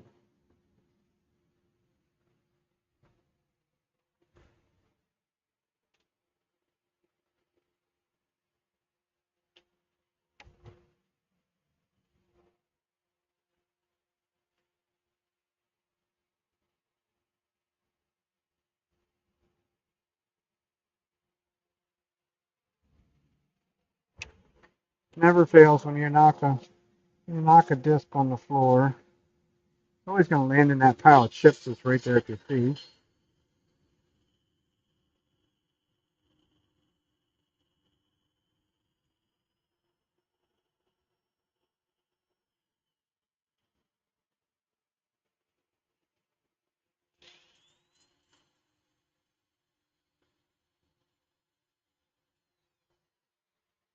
And last little bit inside there I'll have to do with hand sandpaper.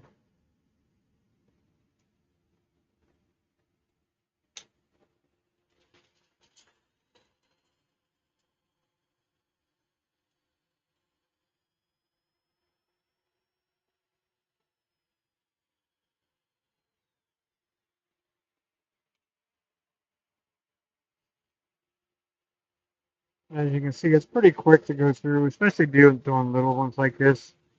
Non-natural red.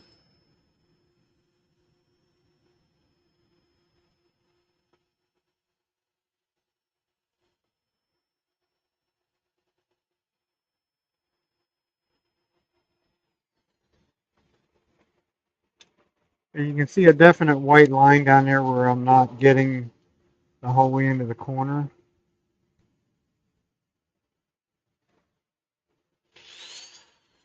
That's just kind of the nature of the beast of the power sanding pads. You just can't really get into a tight corner with them.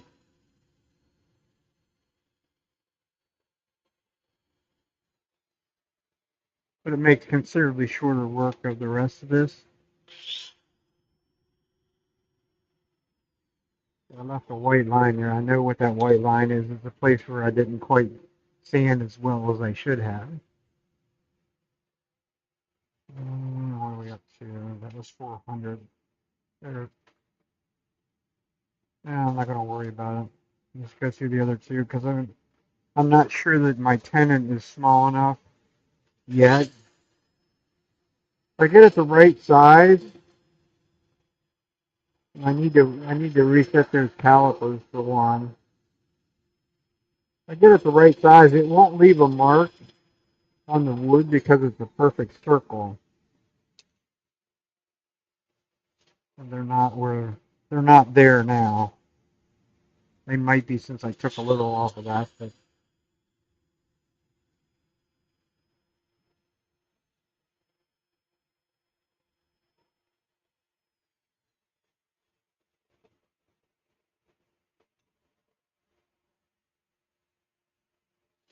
that's our outside sanded up and ready to go. I'm gonna need that for the inside, so there's no point. Yeah. Put things away as you go, sort of away. Anyhow,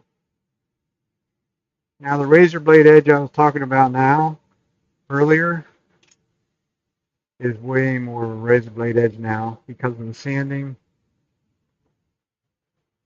So let's see how we did on our. That's getting closer. They're still better than a little bit better than an eighth of an inch. So I'm sure when I tighten that up, yeah, it's still leaving basically 8 little marks on there, but they're smaller. I need to reduce that yet a little bit more, and then that will be golden.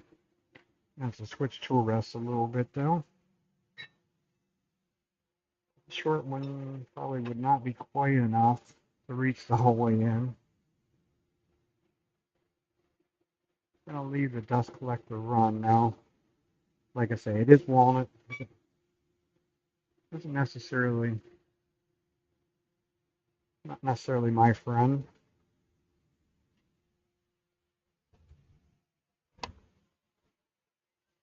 So we'll see how we did.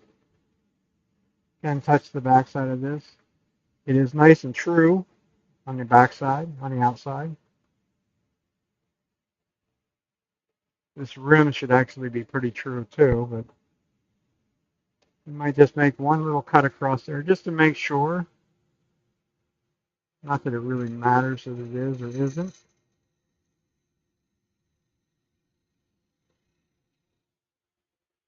Now we'll get rid of the razor blade.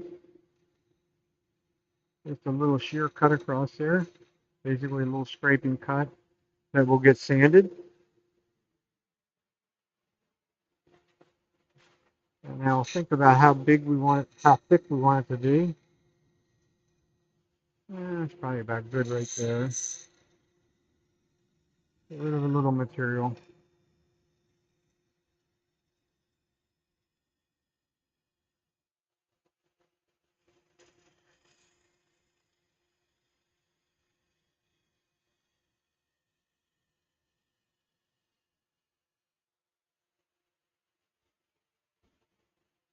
It's been a while since I did any real little ones. We're fattening up as we go, which is what I wanted to make sure we were doing.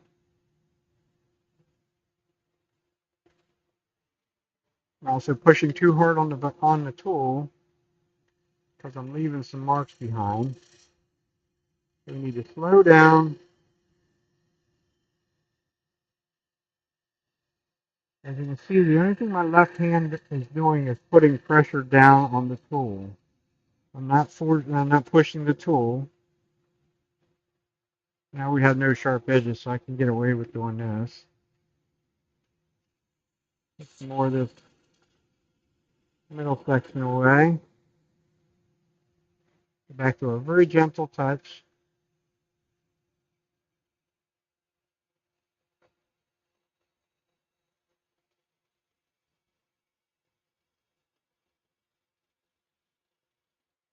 Not as gentle as I want to be.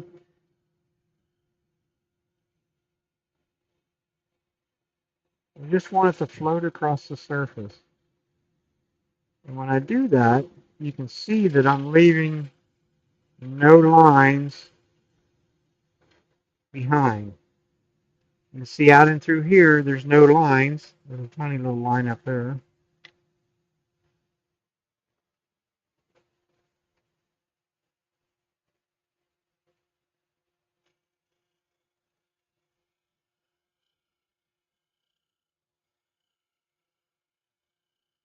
Also getting almost too thin to go back up there to cut, because it'll have some flex to it.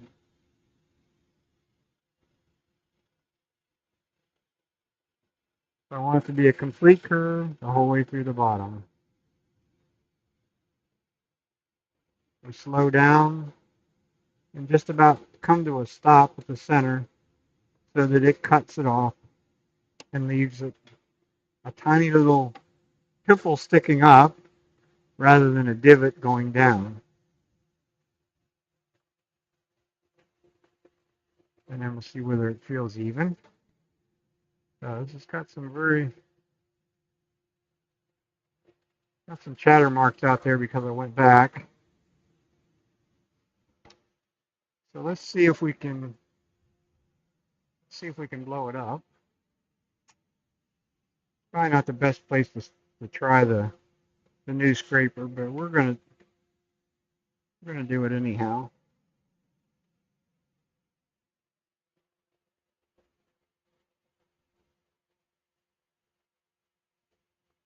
It may chatter just as bad too. The tool rest has to come back a little bit and probably up just a little bit. I want this pitched downward a little bit. I gotta see whether looks like the curve should be about right. Start in the middle.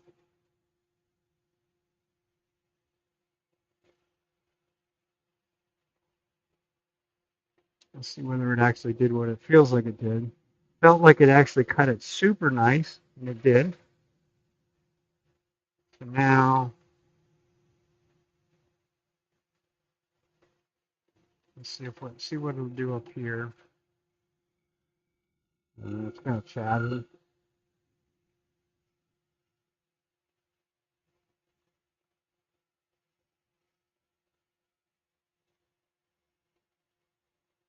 Just a tiny little pressure with my fingers on the back.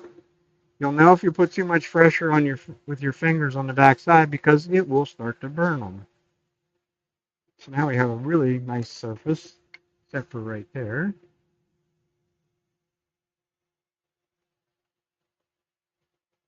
That's kind of pristine.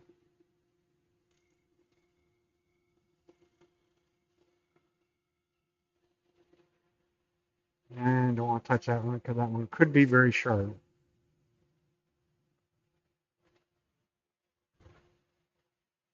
So that's it. That's well worth that piece of steel was $15 or $16.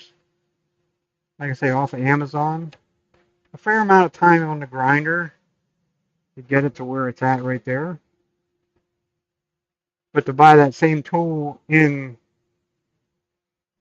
a high quality steel like a Thompson or something like that, you're looking at about somewhere between $80 to $100.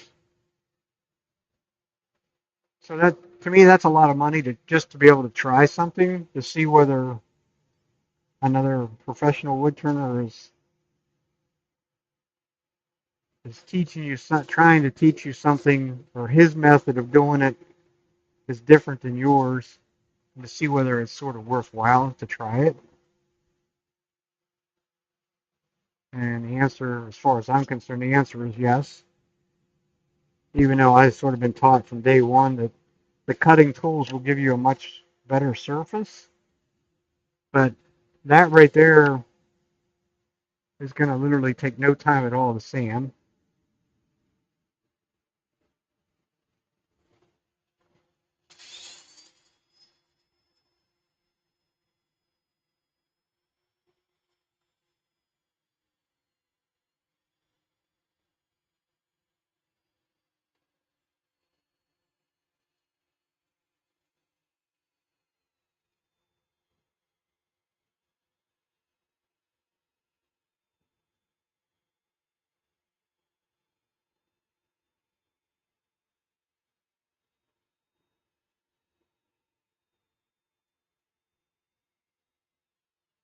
And I sort of profile the outside with the sander.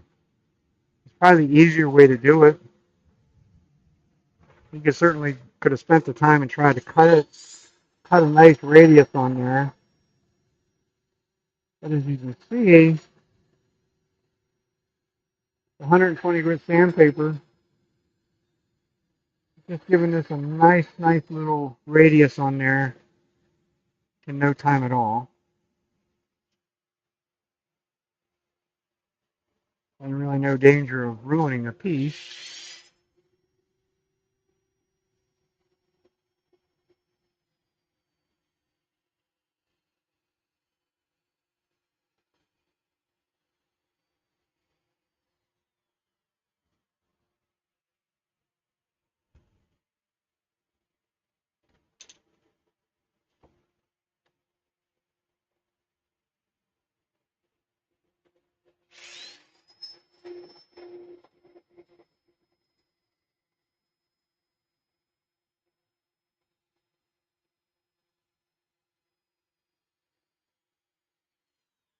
And I'll sand this radius the whole way through the grit, making a little bit more of a radius on the outside each grit as I go up. So then when you get to the final one or two, we have a nice smooth transition around the corner.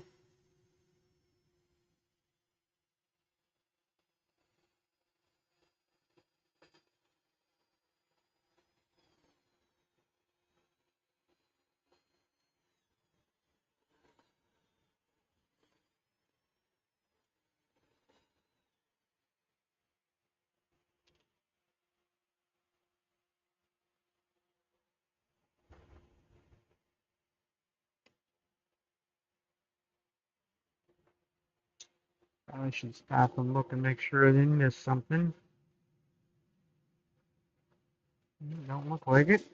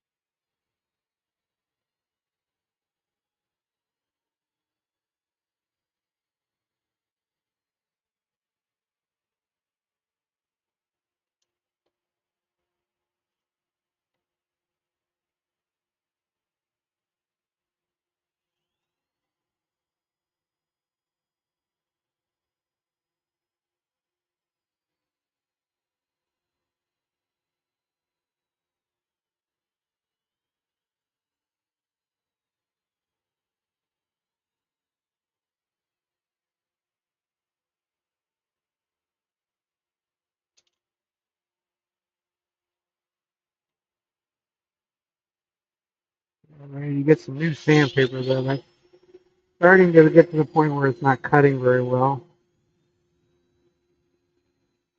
As most of the professional wood turners will tell you, They use the sandpaper like somebody else bought it. That's their famous last word.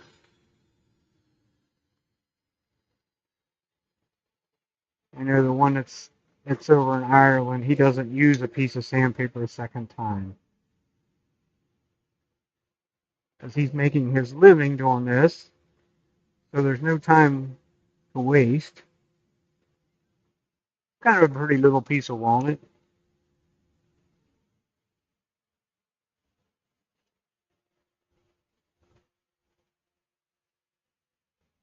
Of course, now we have the episode of It's About Time to Quit, for one. You see this left little crush marks on the back. Uh, could have marked that for center, would have been better.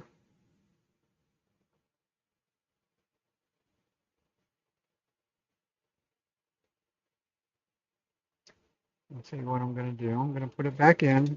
Also, I'm going to do is I'll put the finish on the inside of this, and I'll just let it go. And maybe next Saturday, whenever I come back on, I'll show you what I do to remove tenants and stuff because I got a bunch of them to do.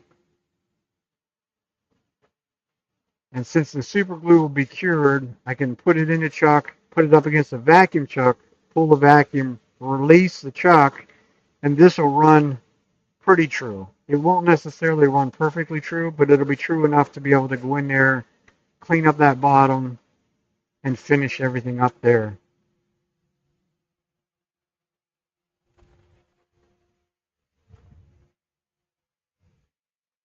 But we will put our coat of 3408 on there while we're at it. And then we'll call that good enough for today.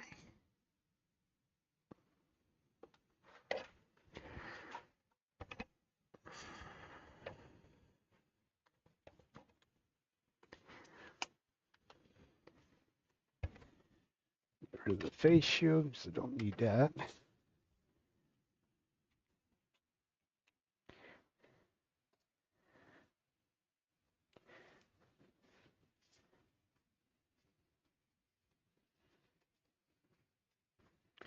So like before, I roll a piece of felt up there. Gives me a nice little pad that holds plenty of glue for me. Saturate the pad, get plenty on there, rub it in. And this will bring this walnut to life. Some people like to use their complaint about the super glue that it doesn't change the color of the wood.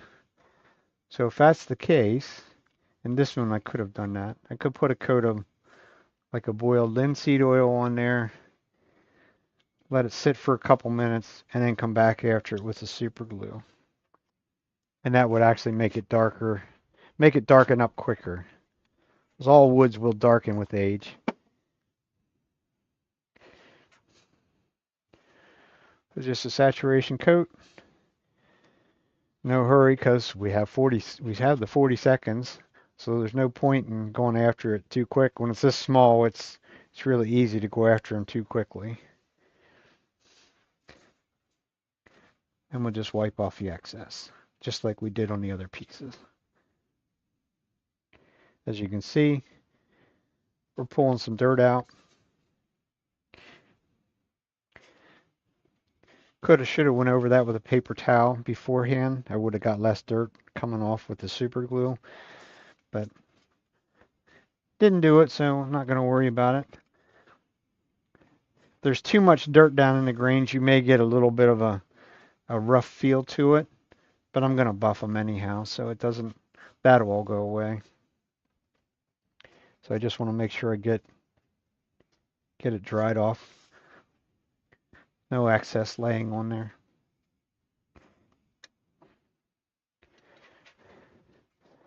And that'll be it for the inside. Like I say, we can work on finishing some of that stuff up next weekend. Force of habit, I will hit it with the accelerator. This will get one shot straight across. That's it. That's all it needs. All you got to do is get it started. The chain reaction will take care of the rest. And I don't normally leave things in the chuck because if there's still some moisture in there, it'll make the chuck rust. So there's our little peewee walnut bowl. It is small. It's only about maybe 5 inches across. About 5 1/4 by about 1 1/4 inch maybe. Yeah, something like that. About 5 1/4 by 1 1/4 inch.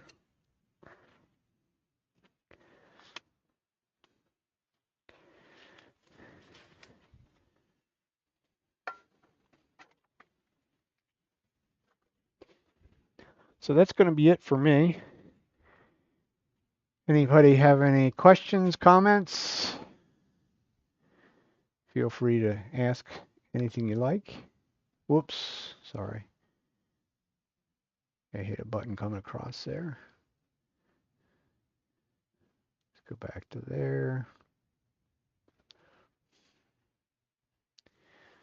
This is being broadcast on Twitch TV as well as YouTube.